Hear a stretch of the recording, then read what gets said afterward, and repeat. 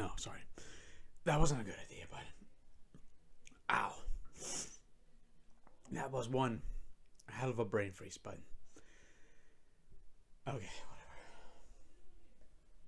So, about a week ago, on the 28th of November, I began my character development journey. If you have no idea what I'm talking about, you should probably go and watch my previous video, Do They Still Hold Up? Animes from the 2010s. Because this video is Do They Still Hold Up? Animes from 2010. Specifically 2010, not the 2010s. In that video, I go over all of the most popular, most watched shows of the 2010s when it comes to anime.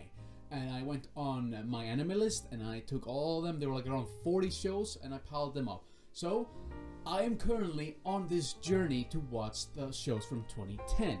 And I have completed the first one. I'm not done. I've only watched one.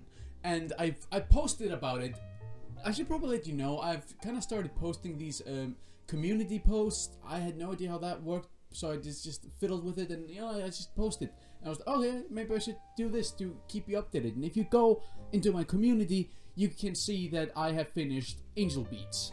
Yeah, I'm sure that's what you all wanted to do with your time. Watch a 20-something-year-old talk about cartoons that are clearly aimed at, like, preteens. This is just the first segment. In this entire video, I'm gonna talk about Angel Beats, I'm gonna talk about High School of the Dead, I'm gonna talk about Durarara, and I'm gonna talk about My Little Sister Can't Be This Cute, or OreImo. I'm gonna probably keep that one last. I'm probably gonna watch that one last because I'm not looking forward to it. The show that I was probably like most excited to check out was Angel Beats because I remember Angel Beats very, very fondly. I had very, very strong and fond memories of it. And it had been almost 7 years since I saw it last. I saw it in like 2016 and I hadn't seen it since. But I still held it here in high regard. So I wanted to see if it still held it up. And to my utter disappointment, it did not. My disappointment is immeasurable. And my childhood is ruined, or my teenhood is ruined. Angel Beats aired on Japanese television April 3rd, 2010. It was produced by the studio PA Works and is completely original. It is not based on any existing manga or light novel or visual novel, it's completely original work by PA Work. There are some anime studios that do this, for example Trigger. Trigger also kind of prioritized original content. They will sometimes do manga stuff and light novel stuff, like that one show, what was it called? When super powers become commonplace or something. That was by Trigger, but was based on manga, I think. And PA Work is pretty much the same. They also sometimes go into manga and light novels, but for the most part, I think they try to prioritize original content. But there is this common criticism among the critics when it comes to PA Work. When it comes to PA's work strength, I would definitely say their strength relies in coming up with cool, unique concepts. But sadly, their weakness is that they don't really know what to do with the cool concept. They come up with these, oh, that's a really, really cool concept. What are we gonna do with it? I don't know. Let's just wing it and see what happens. And it usually results in, well, a PA Works studio anime. It starts off pretty good, like, oh, it's kind of cool, it's kind of interesting. And yeah, then it just gradually just goes nowhere and you end up thinking, what was the point of that? I haven't seen Charlotte in a long time as well. That's also a show that I haven't seen in almost like fucking 6 or 7 years. But I do remember that, yeah, that was kind of a problem with it as well. That the opening, or like the beginning, was like, oh, it's kind of interesting. Oh, that's kind of cool. That's like a cool idea for a show. And yeah, then the show just kind of wastes its time, not utilizing its 12 episodes at all. And then it just has a really rushed ending where they just like really rush to a conclusion. Their most recent example is the show The Day I Became a God. I didn't actually watch that one, but that one got kind of brutalized. Like, it was criticized heavily.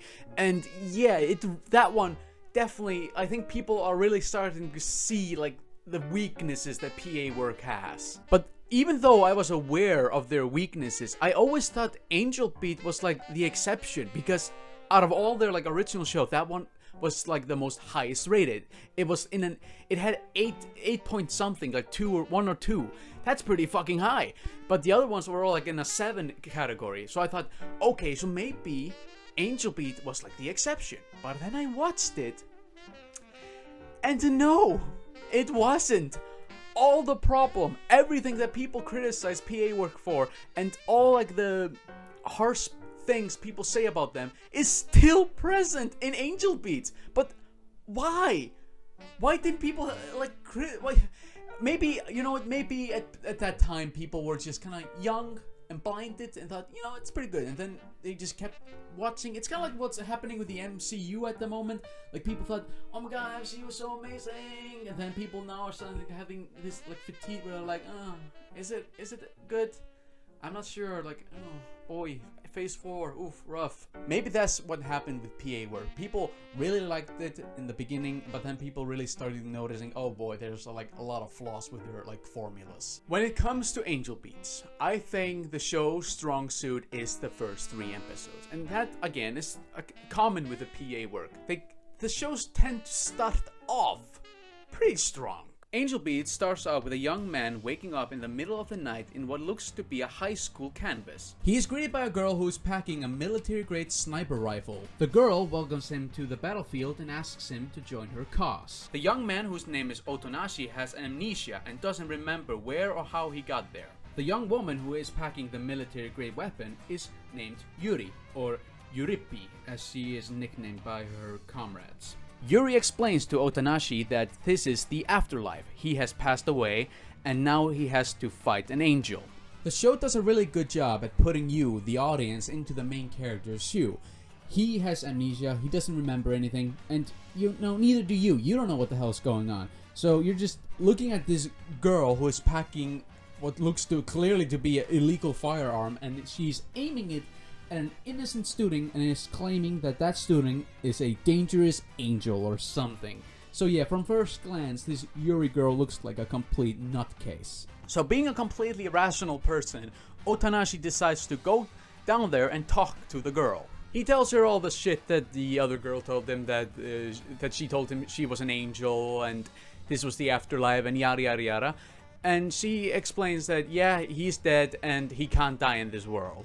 Which he replies, prove it. So she stabs him in the heart. The show does a really good job of hooking you. This premise, like, guy wakes up, there's these kids with guns, and then there's this girl who has blades in her hands and they're fighting her. This just immediately hooks you and you go and you wonder like what is going on and you want to know more. Throughout the episode, we learn that this place is truly the afterlife, or like it's kind of like a purgatory. It's a place between the old life and your next life. Apparently, you go there if you lived a very unhappy, unfulfilling life. Then you go into this kind of purgatory. And the point of this purgatory is supposed to give you a fulfilling kind of life so you can be so your soul can be at peace and you can move on. A pretty cool concept. But what if you're not satisfied? What if you don't want to move on? What if you're so angry at God or whoever the higher power that created this place? What if you're so angry at them that you refuse to play by their rule? And that is where Ripley and her crew come in. These are basically just a bunch of rebels who are so angry at God that they refuse to move on. They refuse to play along with this chicanery, this charade. So they have started their little battleground, their little rebel group. They believe that the girl that they call Angel is an agent of God and is there to punish them or keep them at check. So they have decided that Angel is their enemy. Angel operates as the student council president, so whenever they are doing something, she shows up to stop them. Otonashi is a bit hesitant to join them at first, but he decides to stick around a little bit because, you know, what other choice does he have? We're also given the information that all the students that are in Ripley's group, they all wear their unique school uniform. And the ones that wear like the normal school uniform are basically just NPCs. They are not human. They don't have a soul. They're just blank slates to like give this kind of world a life or some shit like that. When Otanashi comes to contact with Euripides' group, these people are gonna be our main characters, and oh boy, these characters, they kind of suck. Okay, not all of them, but like majority of them really do suck, because they aren't characters. They're just cliches and archetypes and one-note jokes. This guy who has like a scythe for a weapon, he's just an asshole the whole time. All he does is just argue with people, start fights, and he doesn't grow at all. He doesn't change, he doesn't develop, we don't learn anything about him. He's just a one-note character, he's just a one-note joke, and he's irritating. There's this girl who stands in the background. I don't know, she looks like a ninja at points. She has like this scarf, she just stands there in that background and says nothing except, "This is so stupid. This is so stupid. This is so stupid." That's all she fucking says. She says everything is stupid. Again, just a one-off note character that doesn't do anything, doesn't change, doesn't evolve, and we learn nothing about her. There's this girl called Huey. Yeah, Huey.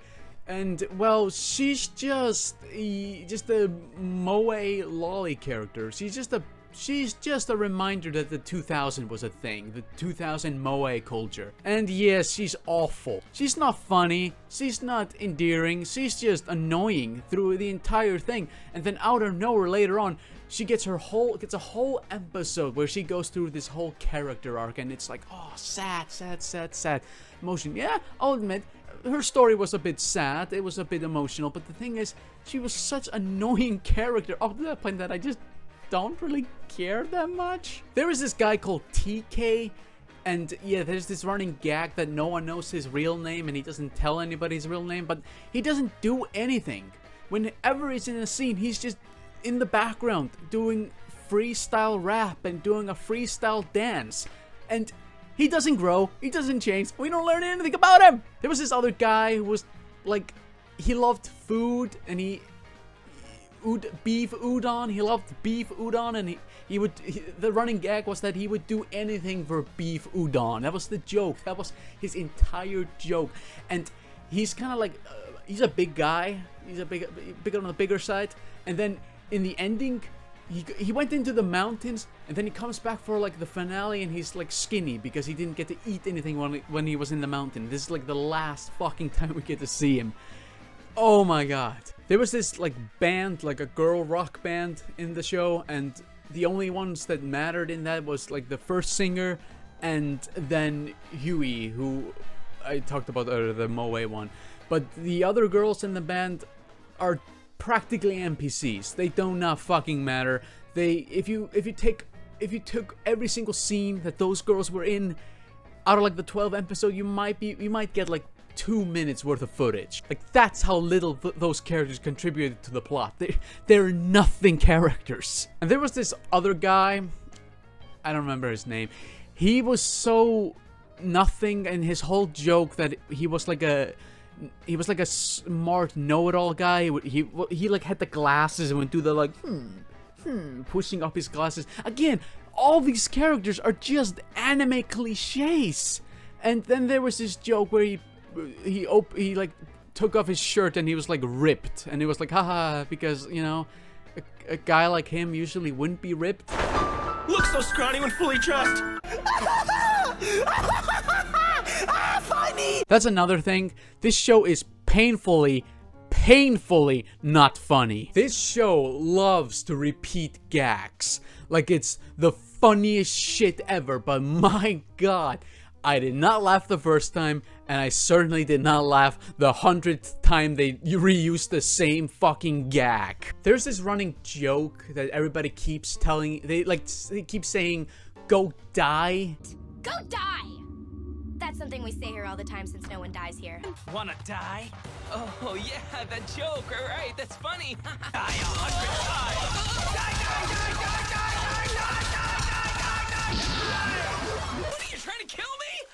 Geez, that joke's even less funny now. Because explaining this, because in animes you will hear a lot of characters using the word shine, shine, shine, shine, shine, shine, shine. And yeah, it means just die or go die. And in Japan it's like the most offensive shit you can say to someone, because I mean, yeah, you're telling someone to just die, obviously, but in animes you will hear this a lot. You will hear the word shine used a lot. But this show decides to take it to a complete different direction, because the joke is they keep telling each other to go die, but get it? They can't die because this is purgatory, and you know they're already dead.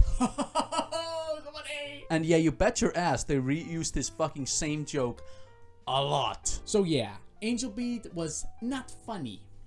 It was very not funny. But without a doubt, my biggest gripes with this show is how unfocused the plot is.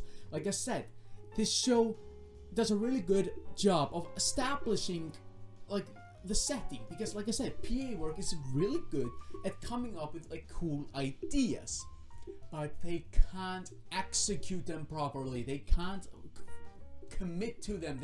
They don't know how to stick to landing. The plot is, we want to defy God, so we defy this like angel being that the God has sent upon us. So let's go get guns and fight the angel. But after like 3 episodes of kind of holding that plot together, they just go, nah, actually we want to do a baseball tournament where we waste an entire episode playing baseball, because that's just what slice of life dramas do. We need to be like Kyoto Animation apparently. But everything, okay, I'm gonna add here spoilers. I'm gonna spoil the whole thing. You should already have seen this show. That's the whole point of this series. We are looking back. We're going back to nostalgia and seeing if these shows still hold up. So yeah, you should not be watching this if you have never seen Angel Beats or planning to watch Angel Beats. This is for people that have seen it and want to reflect on it. I would say everything starts to fall apart when it gets to the episode where they try to like make Angel fail on all of her tests, and they do. She fails on all her tests because of their interventions, and she loses her student council president seat. And this just makes her passive. She just kind of goes into, okay, I don't care anymore. So she just starts to like, she wants to eat some spicy food, and this guy with a hat takes over as president. And that was like the point where I was thinking like, okay, well, where is this going? I wasn't sure where the plot was gonna go at this point, because I thought, oh wait, wasn't the angel like the villain? But now she's just passive, and the main character even starts like hanging out around her. But then they immediately go, oh, then the vice president, the guy who is an NPC, is now the antagonist. Now he's way more ruthless with the rules, and he's also just a sadist. He's sending people to the gulag. They quickly discover that he is not actually an NPC, he's also a human. If you play into the school rules, you will get obliterated, or you will like pass. But how come he hasn't passed? Well, that's because he pretends to be, playing by the rules, but he's actually an evil bastard who likes torturing and abusing people. So you're like, okay, so this is the villain, huh? But then the main character just has like a talk with him, and we learn his backstory, and then he's like, oh no, this Dick Watt is now one of the good guys, or now he's joined the good guys. And you're left wondering, wait, then what the hell is going on? Where's this going? They're not gonna fight the angel anymore. What the fuck? So we get a fucking episode where they go fishing. Yippee! And it was really at this point where I was just like, wait, what? Where is this going? But then evil clones of Angel show up and start attacking. Oh boy, now Angel is back being the villain, but not the Angel, it's clone Angel. But don't bother. This only lasts for an episode. It is here where the show takes a complete different turn. Now the main character has gained all his memories, and I'm not really gonna go too much into that. Well, okay, fine. Turns out he shouldn't be there. The point of this world is that everybody who is there had a really, really bad life and had a really unsatisfying death. But he didn't do that. He had a sister that had cancer, and he was pretty much just living out of habit. But once she died, he decided that he wanted to become a doctor. So he studied hard and was keen on becoming a doctor. But while on his way to the school where he would take his final exam, he was in a train accident. He survived, and some other people as well. So they're trapped in a train tunnel, and he is forced to take leadership and try to keep everybody in health and good shape. This concludes in him dying because he didn't take care of himself. He instead focused all his energy on keeping everyone else safe. But right before he died, he wrote on his license that he wanted to be an organ donor. And remember this because this is important later. So now with his memories all back, and he knows now that he didn't die an unsatisfying death. He died doing what he wanted to do. He wanted to save people. And not only did he save the people that were with him in the train accident, but his organs would be used to save even more people. So he lived a fulfilling life. So why is he there? But now he can pass on because he's at peace. But he doesn't want to pass on because he wants to help the others also pass on. It is here where he and Angel decide to team up.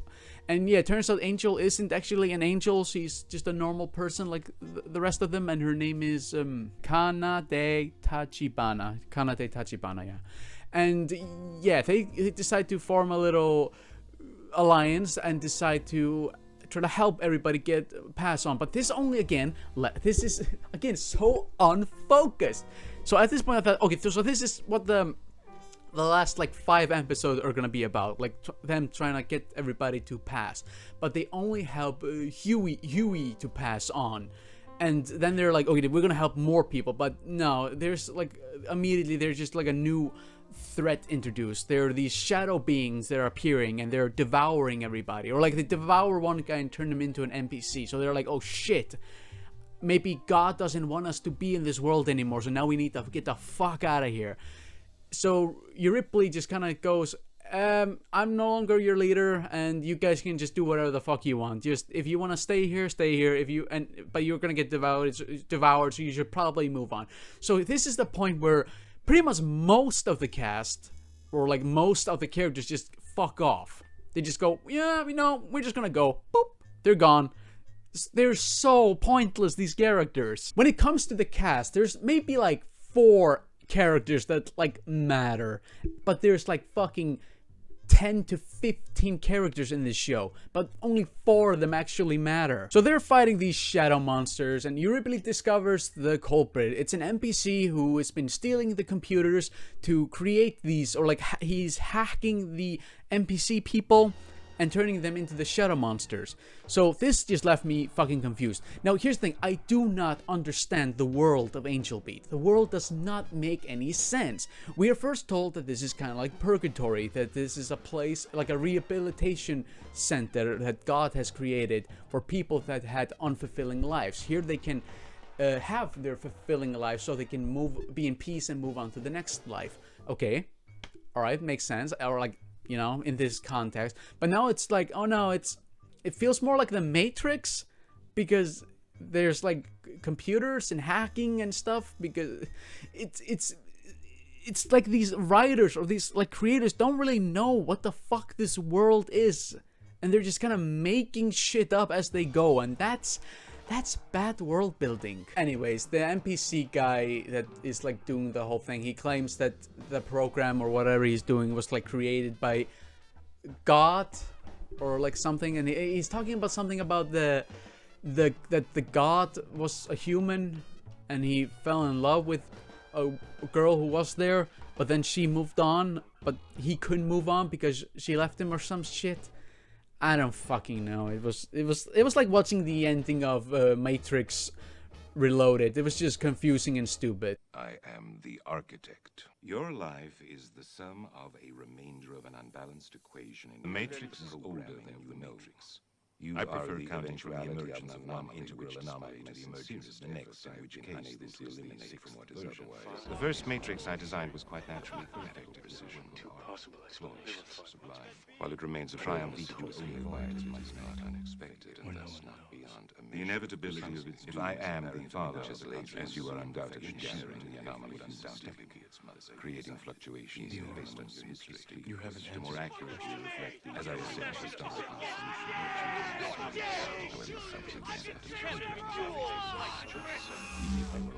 you are here as the matrix and while this I prefer counting from the emergence of one instance. The first matrix I designed. But Ripley shoots the computers, shoots the NPC, and just ends the whole thing. Here's another huge problem. The villains in this show fucking suck. First, it's Angel. But then it's like, oh no, she's not that bad. So now instead of her, there's this fucking communist, Nazi, fascist lunatic with a hat who is now the villain. Oh no, he had a sad story, so now he's the good guy or whatever. He's still an asshole, but he's one of the good guys now. So yeah, what now? Oh yeah, let's introduce more angels or like clone angels. That's boring. Done with that plot. What's next? Oh yes, shadow monsters. Let's just get that over with hurry. There is no threat. There is no consistent threat in this show. They're always introducing new shit, and they never stick with it. They introduce a threat, and then they immediately just throw it out the window and go, nah, let's create another threat. It's so stupid.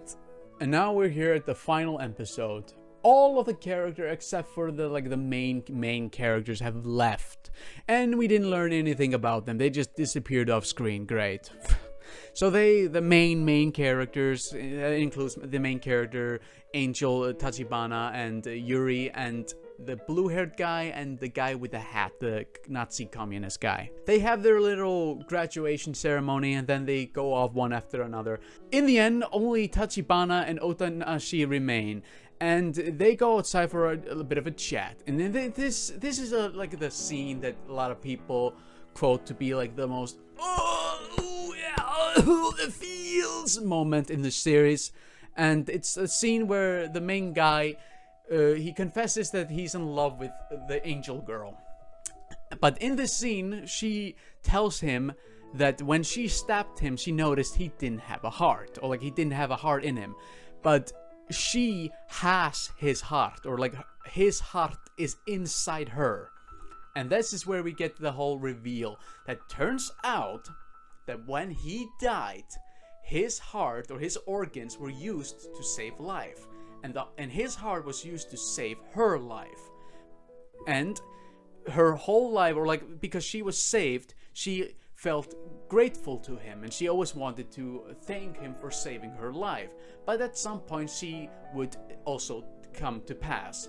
She came to this world, but she was unable to pass on because her biggest regret was that she was never able to thank the person that gave her a new heart.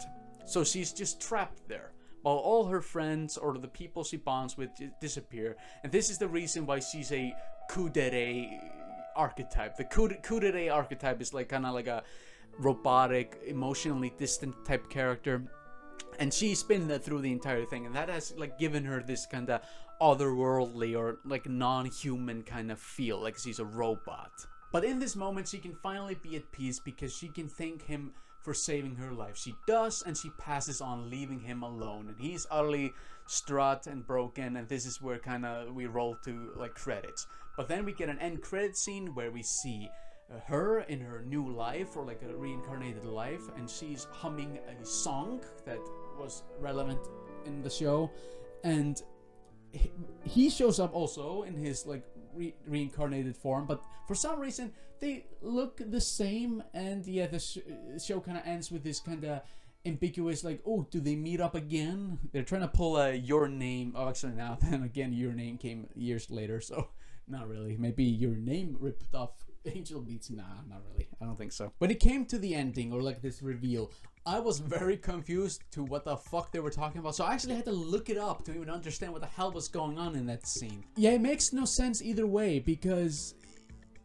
if we're looking at it in that kind of way, the reason why he came into this world is purely because his heart is inside her or something like that.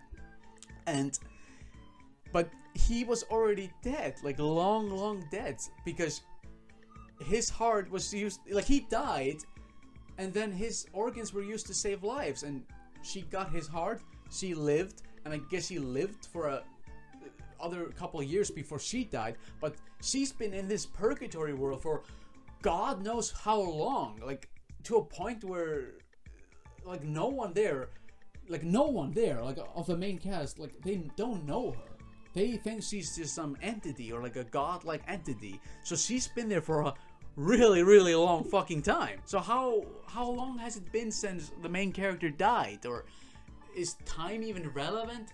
I don't fucking get it. It makes no sense. Again, it's like the creators just really wanted to have this like kind of like tragic ending there, where we find out that his organs were used to save her and his heart is inside her, whatever. Just like they really wanted this ending to happen, but they didn't want to invest the time to explain it or come up with a way for you to even come to any fucking conclusion. It's just poor writing. This is without a doubt my biggest problem with this show. It's just lackluster writing, unfocused plot, just boring, uninspired, cliche, one-note characters that don't matter at all, and just unfocused. It's very unfocused. I was super disappointed with this because I went into this thinking, oh my god, I loved this when I was like fucking 16 or 17. Oh, it's gonna be so good. But my god, I was so disappointed. And I really want to know if you also agree with that. If you rewatched it, I don't know if you did, or if you have watched it recently, were you disappointed by it? Because I certainly was. It's not all bad. I'm not saying, okay, here's the thing. I'm not saying the show is bad. Like, far from it. It's not bad. There are a lot of things to really like about it. For one, the animation is really good. The original soundtrack is pretty good. The original like songs that the girl band plays in the show, like those songs are pretty damn good. I'm a cynical asshole who hates everything, but I'll say, yeah, it's pretty damn good. Not like I'm not even a fan of like J-pop or J-rock, but it was pretty decent. And the opening, yeah, the opening is really good. It's one of the best like anime openings I've ever seen, and I've back in the days, I thought, damn, this is fucking amazing opening, and it still is. It's a really fucking good opening. I thought a lot of the characters were just fucking terrible, but I did like the main character, I did like Angel, and I did like Yuri. They were the three main characters. I thought they were all solid characters. They were well written, they were well defined, but they were just like points to their like journey that didn't really make sense. But when it just came to the characters, I thought they were just pretty solid characters. I didn't really have any issue with them. As it stands, I have scored Angel Beats an 8 out of 10. Very good. But unfortunately, I'm gonna have to drop it to a 6. I was really hoping that I would only have to drop it to a 7, but the ending really fucking let me down, and I really just, nah. It's a 6 out of 10. It's fine. It's okay. Perfectly okay show. It has a lot of problems, but it does have a lot of positive stuff as well. This has been my reflection on Angel Beats, and yeah, I don't think I'll ever be watching this show ever again, especially not after this. It's been 7 years since I saw it, and now when I'm rewatching it, I feel no obligation to ever watch this show again, sadly. But it's fine. Alright, let's move on to the second show. Number 16. We love boobs. Number 8. Boobs and beer. Number 6. Boobs are awesome. And now, the number 1 Mancer of all time. Boobs rule. Bonus Mancer. Boobs come in 2 varieties. Babes are so damn hot, their sexy bodies could drive you wild. But then they open their mouths and drive you insane. Every dude knows what it's like to be on the receiving end of a total bitch out. It sucks. I can never understand what's... How can you make your girlfriend less bitchy? Have sex with her. Yeah, dude, it's top heavy, just like a chick with giant jugs. Good evening, ladies and gentlemen. I am your reporter of the night, and I am reporting to you live from my luxurious New York-style apartment. You can almost breathe in this room. Wait a second. There. I just made 1 centimeter more space. See? Optimal. New York, more like the city of dreams. New York City. The Red Apple is the greatest city in the world. It's perfect for your family. You can all live in one small little room. All of you, 4 of you, 5 of you, can all fit in that teeny little room. It's great. It's optimal. It's perfect for everybody. Come on to New York. Come on. Join my mafia. Join my family. Hey, I need you to do something for me. Just do it and just forget about it. Don't think about it. Just do it and then forget about it. I'm completely freestyling this little segment. I don't have a script. I did a whole script for Angel Beat because I had so much to say about that, but when it comes to this one, it's High School of the Dead. Like, do I really have to script this one? I'm not gonna beat around the bushes, and I'm just gonna say I kinda enjoyed High School of the Dead, like, unironically. It is the dumbest shit I've ever fucking seen.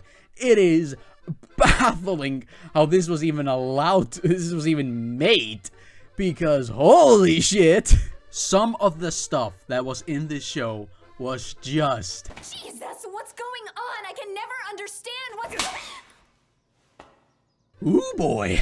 When I say I enjoyed it, please don't take it as, oh yes, this show was a 10 out of 10 masterpiece. When I say I enjoyed it, I do mean it like as in a guilty pleasure. This was stupidly dumb, and it was kinda just absolute trash, but I had a lot of fun watching it. I went into this thinking, what the fuck was this show even about? Because I had no idea what, like, I didn't even remember what it was about. I saw it like years ago, and all I could remember was it was something about killing a lot of zombies, guns, and a lot of tits and panty shots. That's all I remembered. And when I watched it, I realized, holy shit, I didn't forget anything about this show, because yes, this show is nothing but zombies, guns, and titties. I feel like the way society is being shaped right now, with like people being more sensitive and being more like aware of, you know, controversial topics. And again, I'm not saying anything that we shouldn't be calling out, you know, harassment or abuse or any of this stuff. Like, just, yes, we should totally call it out. But I feel like whenever I'm watching something that came out like 10 or 20 years ago, I see stuff in those movies or shows that completely made me go, is that allowed? I recently watched the Rob Zombie's House of Thousand Corpses and the sequel, The Devil's Reject. And there were moments in that movie which just completely had my jaw on the floor, because I was just mind-boggled that what they were doing in the movie was allowed. Because I'm thinking like, what? This isn't allowed in this modern climate? How was this allowed? The way Rob Zombie shoots his own wife in those movies is just mind-boggling. So yeah, when I was watching High School of the Dead, they were like, just immediately in the opening, there were just moments that instantly made me go, okay,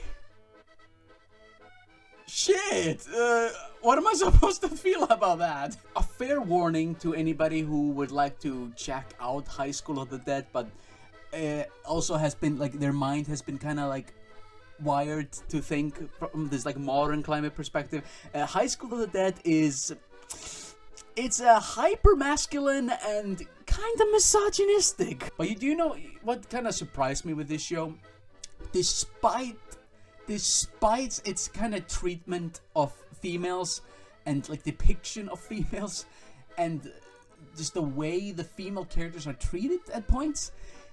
Despite all that, it blew my mind that the female characters weren't badly written at points. Like, they had, you know, they had arcs, they had, like, character, they had, you know, weaknesses and strengths, and I thought to myself, like, wow, this show is really, really misogynistic, but it's the writing for the female characters, it's kind of better than a lot of Hollywood movies that, you know, are trying to do like a strong, competent female character. I'm being serious. Like, these, again, full disclaimer, there's a lot of misogyny in this show, and yeah, it's gross. It's very gross. But I still was very engaged with the female characters, like their personalities, their fears, their like goals, their skills, their weaknesses, their like everything about them. They grew, they developed, and even the male characters, even though this show is like really masculine, even the male characters were allowed to be like weak or have like moments of weakness, and it kind of just surprised me because I thought, wait, this came out in like 2010, and the way it is, it is what it is. But then I look at some of this stuff that is coming out of Hollywood today, and this stuff is like trying super fucking hard to be like progressive and having like strong female characters, but they end up just creating these boring, empty, uninspired dolls, like Rey in Star Wars or Captain Marvel. These are some of the most boring, one-note, just blank pieces of paper that I have ever seen as characters. Brie Larson only has like one facial expression, and so does Daisy Ridley. She also just has like one facial expression. What is up with this? They always have like this absolute just blank face, nothing. They're like robots. The modern like strong, capable female character you see in Hollywood movies, they don't feel like real people. They feel like like factory managed robots that are like designed to meet a quota or like a checklist, but they just don't work. I would say that is definitely like the biggest surprise that I got out of High School of the Dead, is that the characters kind of surprised me. Keep in mind, I'm not saying these characters are stellar. These are not like great characters, but for what I was going into, you know, they were decent. But that's pretty much the only positive that I can really say about High School of the Dead, is that I found the characters surprisingly just okay.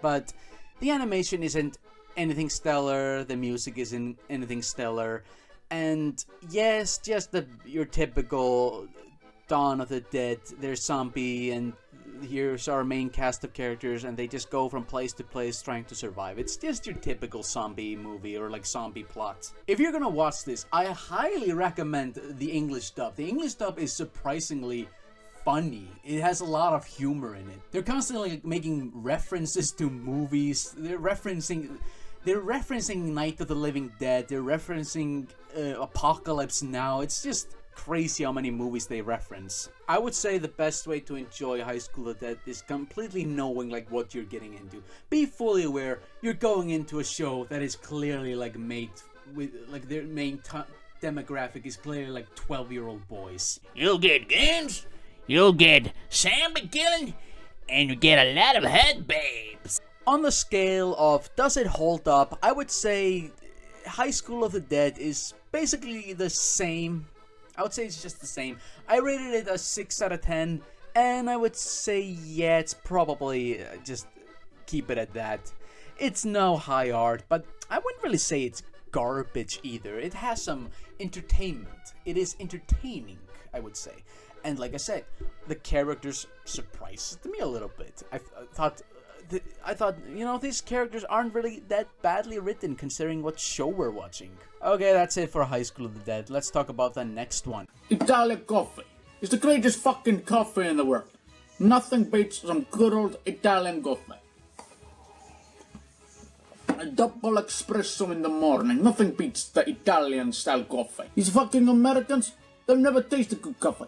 They don't know. They don't know anything about good coffee. Just forget about their coffee. It's shit. Drink the espresso. As you might notice, my living condition has changed drastically. I used to live in a luxurious 5-star, the most expensive apartment in all of New York.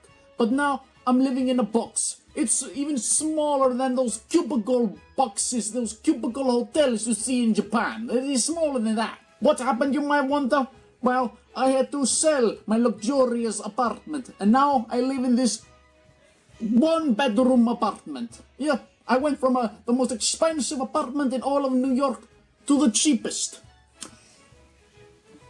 That is how the life in New York is. New York, the greatest city in the world. My beautiful wife, Aurora, she discovered my family business. And if you're wondering what my family business is, I'm in waste management. The cops are investigating me. They're investigating all my friends. We are in waste management. This is racial stereotype. Just because we're Italian doesn't mean we're mobsters. What are they talking about Tommy and Joey disappearing? I know nothing about that. I don't know anybody named Tommy and Joey. And because of that, my wife Aurora divorced me. She took the kids, she took the house, and now I'm living in this cubicle. Now let's start talking about some Chinese cartoons, okay? Durarara is the greatest fucking anime in the world. And I'm not joking when I say that. In my professional opinion, the greatest animes of all time are Bakano and Durarara. They're my absolute favorite. On my anime list, I have rated them a 10 out of 10. And here's a little theme that I'm gonna do. See, if my opinion changes drastically from my old opinion, like with Angel Beat, I might do a bit of a longer review. But I'm just gonna keep, like with High School of the Dead and this one, I'm just gonna keep it brief. Because my opinion hasn't changed. Durarara is still a fucking masterpiece. It's still a 10 out of 10. It's fucking amazing. I'll just be quick with you. The plot revolves around Ikebukuro, which is a section in Tokyo. And this section, in reality, is heavily known for yakuzas and motor gangs and all that kind of stuff. It's kind of heavy with crime. Well, like, you know, not like American heavy with crime, just, you know, Japanese style heavy with crime. It's one of the most crime-ridden places in Tokyo, but keep in mind, Tokyo isn't that super heavy with crime when compared to like America. And that's what Durarara is about. For example, the name Durarara in the original Japanese title is Durr, but either way, it's supposed to be the sound of a motorcycle engine. Because the whole show is about that. It's about gang culture. It's about the gang culture of Japan. You have yakuzas, you have motorcycle gangs, you have punk gangs, you have teenagers gang, you have all kinds of gangs. And these gangs, there's like multiple characters. There's so many characters, and they're all somehow linked with criminal organizations or criminal lifestyle.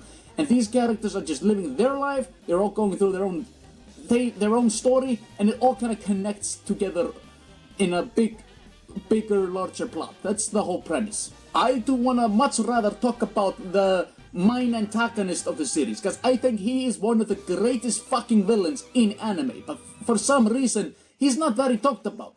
I would consider him up there with Johann Liebert. If you ask me who are my absolute favorite villains in anime, I would tell you it's Johann Liebert from Monster and Isaya Orihara from Durarara. Isaya Orihara is one of the most disturbing, manipulative, pathological liar, sociopathic lunatic. The level of evilness this character commits throughout the series is just wow. Everything, and I'm not kidding, everything that happens in this show, like every drama, every like gang violence, or like gangs versus a gang, or like everything that happens like in the conflict, it's all his fault. Everything that happens can be linked somehow to him. I absolutely love how this show introduces Isaya. We see this high school girl going to meet someone, and she's planning to commit a suicide with this individual. She met someone on the internet who's supposedly her same age, and they both want to meet up to commit suicide to basically stick it to their parents, who they hate. But then she gets kidnapped by these human traffickers, but then she gets saved by a the Black Rider, and then it turns out that Isaiah was the person she was talking to the whole time on the internet, and he hired the kidnappers and the person that saved her. And he did this just to kind of like prove to her that she doesn't actually want to commit suicide. That's like a hobby of his. He likes to find like depressed teenage girls on the internet, practically groom them into wanting to commit suicide, and then he does this whole elaborate shit where he basically convinces them, oh wait, I don't want to die, just to go, ha ha ha, you didn't actually want to die and you're just a faker and I called you out on it. Well, I'm done with you, I'm gonna go ruin someone else's life now. Thanks a lot for proving just how ugly and immature you are. It's been real. And just so you know, I don't really care about your problems. I just wanted to see how you handled yourself. You didn't let me down, though. You're just as boring as I imagined you to be. I knew you never really wanted to kill yourself. Thanks again. I had an excellent time, Miss Mazinda. This man is sick. He is so depraved. And like I said, everything that happens in the show is because of him. He is always behind everything. And what's so frustrating with this character is because I love him as a character, but holy shit, I hate him as a person. He's the type of guy that would like pay a homeless man to push another guy on train tracks just to see how the people around would react. He's that kind of person. And what's super frustrating is that all the characters, like not all of them, but a lot of them, they know his true nature. They know this individual is just pure evil. He's just an absolute manipulator, and he doesn't play for any side. He plays everyone, and they know this. They know he's a complete lying, manipulative bastard, but they have to rely on him because he's the best info broker in the city. So they want to know what's going on. He knows everything. No, not Isaiah. It couldn't have been Isaiah, not our precious Isaiah. So in conclusion, yes, I still think Durarara is a 10 out of 10 masterpiece. The characters are amazing. The story is phenomenal. New York City is the greatest fucking city in the world. The city of dreams. The city of lies. The city of fools. Hey, you will never meet a guy like me if you live to be 100. New York is the greatest fucking city in the world. In New York City, dreams happen. Dreams come true. You become a gangster. As you can see, I have lost my cubicle house. Now I'm living in the street like a homeless bum. It's not good. It's not good to live here. New York City, more like the city of the fucking dumbest. I currently have only one option. I need to become an informant to the cops. I need to tell them all about our operation and snitch on all my partners. So I'm gonna do that, and maybe life will become better. Wow, look at this. There was this mobster named Sergio. He was a big time mafia boss in New York City, and then his wife divorced him and he had a bad time. He lived in like a cubicle or something, and then he just ended up on the streets, you know, homeless. And it appears that he became an informant for the cops. He snitched on all of his like associates, and well, he ended up getting whacked. See, kids, crime doesn't pay. Welcome to the final segment of this video. We are going to be talking about OreImo, or My Little Sister Can't Be This Cute. This experiment has been very interesting to me because I went into this expecting completely different result from what I got. I was expecting to really like Angel Beats, but then it turns out, no, it wasn't as good as I remembered. And I went into it expecting, oof, High School of the Dead, probably gonna be complete dog shit. But I thought it was a lot better than I was expecting. And then I went into Durarara. I was expecting to be a masterpiece, and yeah, it was just as I was expecting it. It's still a masterpiece. But the biggest surprise was OreImo. I gave this show a 4 out of 10. I had such tainted memories of this show. I just thought, oh my god, this show is dog shit. And it is. The second season is. It turns out that season 1 isn't actually that bad. The second season is apparently so bad it completely tainted my entire image of the show. Because the first season, was actually just kind of okay. Now don't get me wrong, it's not good. My Little Sister Can't Be This Cute. It's not good. It's not a good show. In any mean, it's not good. But it's not bad either. But it wasn't quite mid either. It was just okay. Just okay. The story revolves around a high school boy who lives in a very kind of conservative family. His father is very conservative and his mother is also quite conservative. Stay at home mom and a dad who has a job that I don't know. I think he's a cop, or at least he talked something up in the show. He talked about, like, he said something about working with someone at the station. So I'm guessing he's a police officer. But he would always wear like a male's kimono, and he always had that cold, emotionless, stern face. And he never had any reaction to anything. If his wife was saying like, "Oh, did you know that our kids did this today?" His reaction would always just be, I see. Completely disinterested, not impressed, conservative father.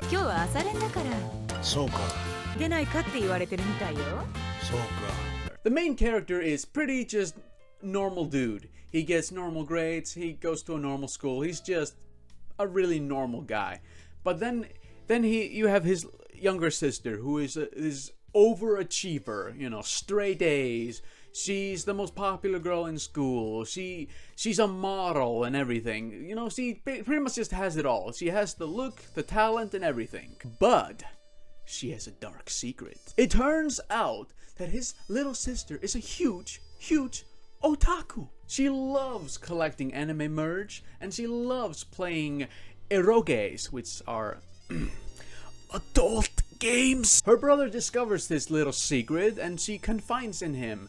She wants to know if her hobby is weird, and yeah, it is, but you know, people can just, you know, do whatever they want. Her brother consults her into getting friends who are also into the same hobbies, and she does. And this leads to wacky, fun otaku debates where two characters who like completely different genres just shit on each other's taste. 待て2人とも落ち着けてたかがアニメじゃないかたかがアニメ失言でした The plot is very basic. The story is mainly about these two siblings who are very like disconnected. They don't like one another. They usually don't even talk to one another. But then this happens and it brings them closer, and you kind of get to see them build a bit of a bond. You get to see like this brother-sister bond. And he does a lot in the show. Like, he commits like social suicide just to save his sister's reputation. お前は妹の部屋で妹のパソコン使って妹にいかがわしいことをするゲームをやっていたというんだな。超面白かったぜ文句ラッカー。ではな、アニメもエロゲーも超大好きだ。バカ息子が。俺この前大量のエロ漫画を仲良しの女子中学生に見られちゃったんだけど、どうしたらいいかな。綾瀬、これを見ろ。どういうつもりですか。ぶち殺しますよ。汚らわしい。俺たちは愛し合ってんだよ。ではな、妹が大好きだ。Season 1 is pretty clean for the most part. It's when we get to the season 2 where it turns into this fucking it turns into a fucking harem show where every single female character just wants to be with the main guy, and he ends up marrying his sister. Yeah. Season 2 is fucking trash. Really fucking trash. It was so bad, as a matter of fact, that it completely ruined my perspective of the show. And when I was rewatching season 1, I kind of got these memories of, wait a minute, maybe I did kind of like the first season. Well, like, you know, I thought it was alright. And then I watched the second season, it was so bad it made me just hate the entire show. In conclusion, OreImo is now a 6 out of 10. It's okay. It's not bad. It's not good. It's just okay. It kind of surprised me. I would say the biggest, like, draw of the show is just, like, kind of the otaku culture of Japan in the early 2000s. I really enjoyed the scenes where the sister is arguing with, like, the gothic girl. Like, this little sister, she loves, like, magical girl shows that are like clearly aimed at like little girls, but the main like fan base are like 30 to 40-year-old men. Meanwhile, the goth girl is really into the edgy animes, you know, them Tokyo Ghouls, them vampire shows, them edgelord shows. Yeah, she's not like the other girls. I finished season 1, but I will not be touching season 2. So yeah, in conclusion, it's a 6 out of 10. And that concludes our character development journey of animes from 2010. And I was surprised how much my opinions of the shows changed. So that's that. And again, that's kind of the point. The point was to see, do these shows still hold up? Are they just the same as I remember, or have they gotten worse? In case of Angel Beat, it got worse. In case of OreImo, it turns out it wasn't as bad as I thought it was. What did you think? Did you also take part in this? Did you also go down the memory lanes? Let me know. Even if you didn't take part in this, like this little challenge or whatever this is. If you've just recently watched the shows, like, what is your opinion on them? Well, this took a lot.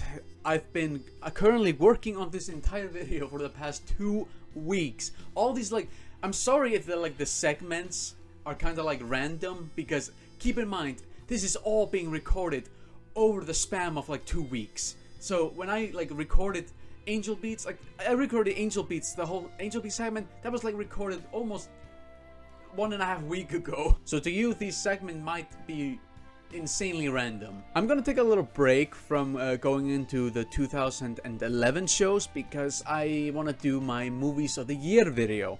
I'm gonna put that on the burner now. And yeah, thank you for watching. I hope you enjoyed. I'll see you in the movies of the year video later this December. Goodbye, guys.